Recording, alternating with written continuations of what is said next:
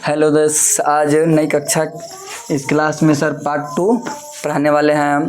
पिछली कक्षा में हमने यूरोपीय कंपनी का आगमन पुर्तगाली पढ़े हुए थे और कहे हुए थे कि हम अगले पार्ट में अंग्रेजी पढ़ेंगे।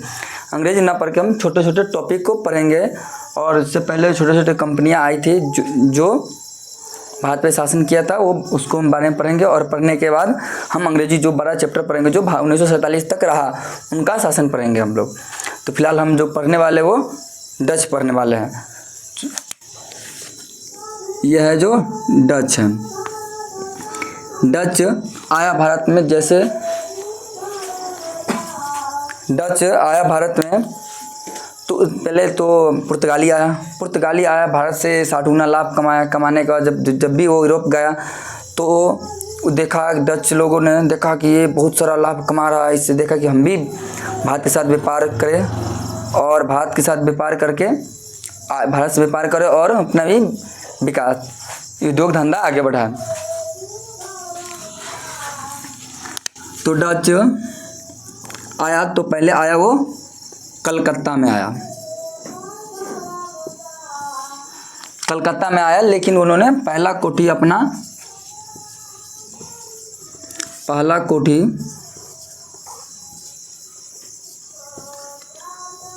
मछलीपट्टनम में स्थापित किया।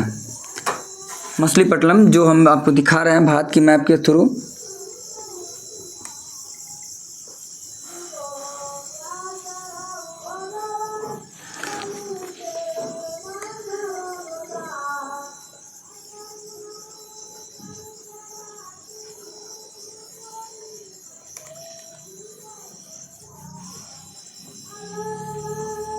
ये जो आप देख रहे हैं वो बंगाल साइड है, जिस उस समय बंगाल था। और ये जो देख रहे हैं उड़ीसा है। और जो ये इधर से जो आ रहा है वो आंध्र प्रदेश है। आंध्र प्रदेश में ही मछलीपट्टनम में उन्होंने आया, पहला कोठी प्रायः मछलीपट्टनम में ही स्थापित किया। दूसरा कोठी उन्होंने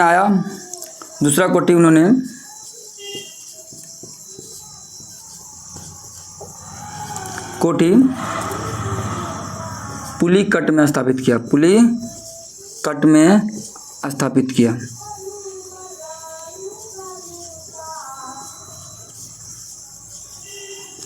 और उन्होंने सोचा कि फिर आगे भी कोठी उन्होंने स्थापित किया। तीसरा कोठी उन्होंने सूरत में स्थापित किया।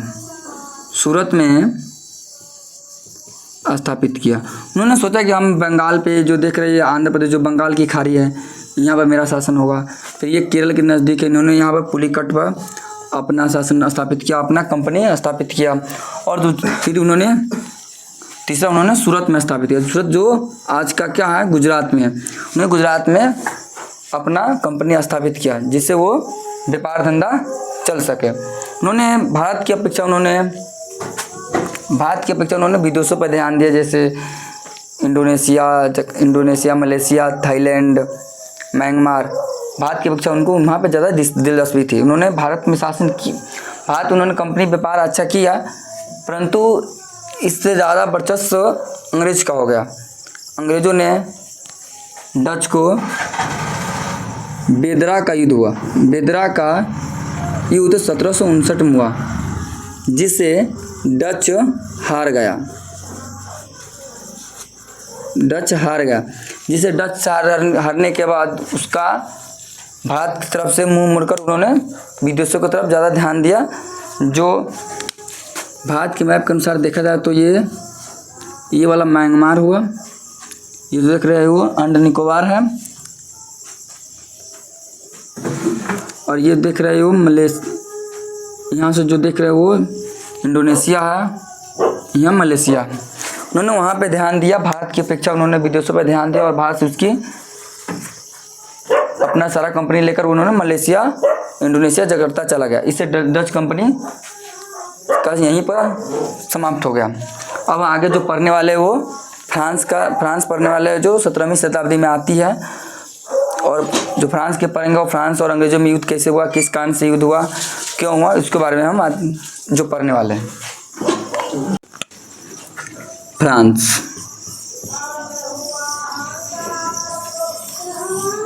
अब जो है फ्रांस है, फ्रांस का राजा लुई 14वां था। उन्होंने देखा कि पुर्तगाल, डच, अंग्रेज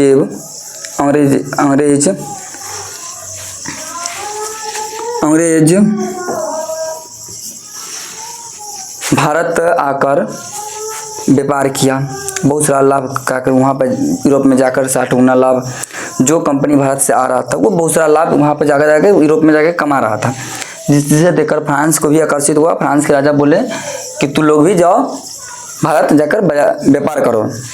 तो उस समय राजा कौन थे? लुई 14वां थे। फ्रांस आया, उन्होंने आते वक्त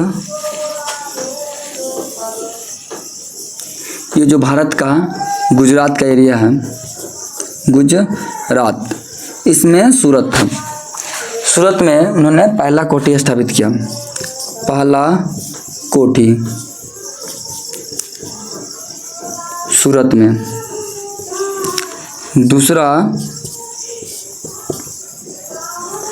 दूसरा कोठी मछलीपट्टनम में। फ्रांस अच्छा व्यापार कर ही रहा था, तो उन्होंने सोचा कि भारत से ज़्यादा प्रॉफिट हो रहा है, तो हम भारत की आंतरिक व्यवस्था में ढूंढ निकले। जैसे अंग्रेज जा रहा है, उनके बहुत सारे क्षेत्र जीत रहा है, तो फ्रांस भी जीतते जा ही रहा था। तो उसको फ्रांस और अंग्रेज में बीच में आपसी में टक्कर हो गई, जिससे 3 युद्ध हुए, जो अंग्ला फ्रांस युद्ध कहते हैं, जो हम इसमें देखेंगे। उन्होंने पहला कोठी जो स्थापित किया वो 1668 में स्थापित किया, और दूसरा उन्होंने जो स्थापित किया 1669 में स्थापित किया। लेकिन इसी बीच में क्या हुआ कि इस समय जो इसमें मिटा दे रहे हैं फोटो को, जो इस समय 1742 में फ्रांस से डुप्ले गवर्नर आया, डुप्ले गवर्नर बनकर भारत आया।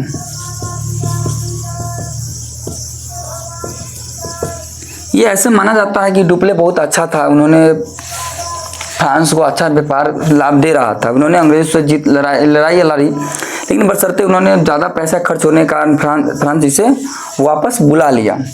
बुला लेने के बाद नई गवर्नर आया, लेकिन उनके साथ अच्छा उन्होंने युद्ध रणनीति अच्छा न बनाकर उन्होंने अंग्रेजों से युद्ध हार गया, जिससे 3 युद्ध हुआ उनके, आंग्ल फ्रांसा 3 युद्ध हुए, जो हम इसमें देखने वाले हैं। आंग्ल फ्रांस युद्ध पहला 1746 में हुआ। 1746 में हुआ, तो इसमें जो युद्ध हुआ, युद्ध का नाम था सर थॉमस रॉ का युद्ध हुआ। युद्ध समाप्ति होने के बाद फ्रांस और अंग्रेज में संधि हुआ, जो अपना अपना क्षेत्र लौटाना था। लौटाने के बाद इसमें संधि हुई, जिसको हम एक्सा चौपाल संधि हुआ, जिससे दोनों में युद्ध समाप्त हो गया। युद्ध समाप्त होने के बाद, लेकिन युद्ध का किस कारण से युद्ध हुआ ये भी जरूरी है। जो कारण से युद्ध हुआ, क्या किया था अंग्रेज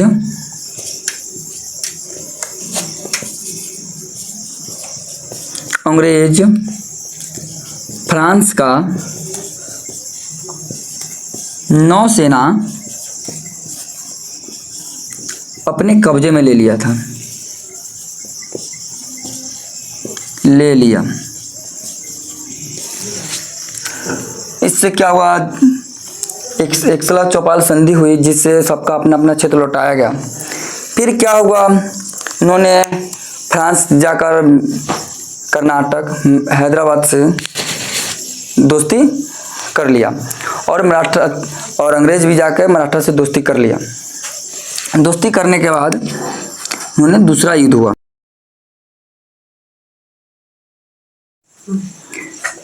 चलिए हम पहला आंग्ल मराठा युद्ध देख लिए, पहला हम फ्रांस युद्ध देख लिए और दूसरा आंग्ल फ्रांस युद्ध देखते हैं, जो 1754 से लेकर 56 तक हुआ। इस युद्ध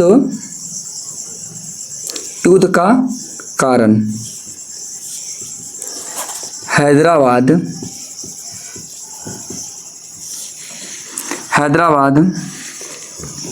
और कर्नाटक के उत्तराधिकार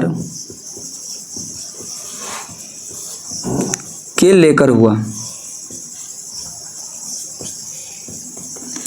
हैदराबाद और कर्नाटक के उत्तराधिकार कर लेकर युद्ध हुआ। तो युद्ध का नाम हुआ,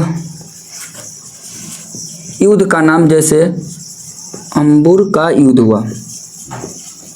युद्ध समाप्ति हुआ तो किसी न किसी संधि के साथ समाप्त हुआ, वो जो अंग्रेज और फ्रांस के साथ हुआ। तो संधि भी हुआ जिसे हम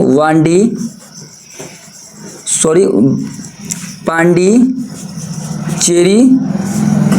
की संधि हुई, जिससे ये युद्ध टल गया।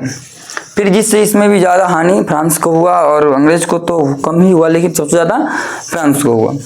फिर तृतीय युद्ध हुआ, तृतीय आंग्ल फ्रांस युद्ध हुआ। यह युद्ध भारत में न होकर यह युद्ध विदेश में हुआ। इसे हम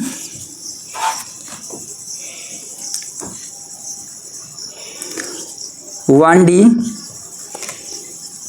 जो युद्ध हुआ था उसे वांडी वास का युद्ध हुआ।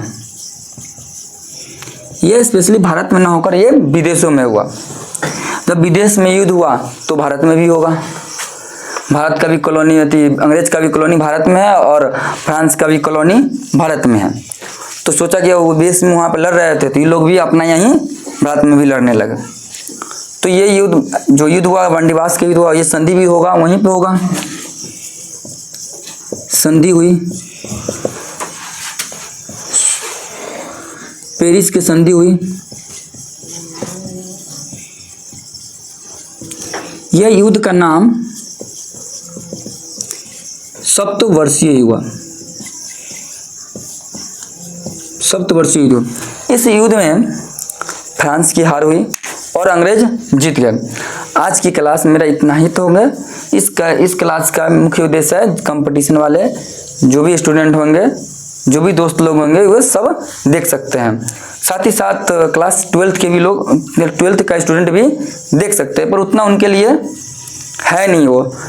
ये सबसे इम्पोर्टेंट इसमें सिर्फ कंपटीशन वाले के लोग, जो railway, NTPC, Bihar police, BPSC, इससे ऊपर भी एग्जाम जितने भी है सबके लिए उपयोगी होंगे। आज की क्लास इतना ही, तो फिर हम पार्ट 3 अगले वीडियो में देखेंगे, पढ़ेंगे हम लोग।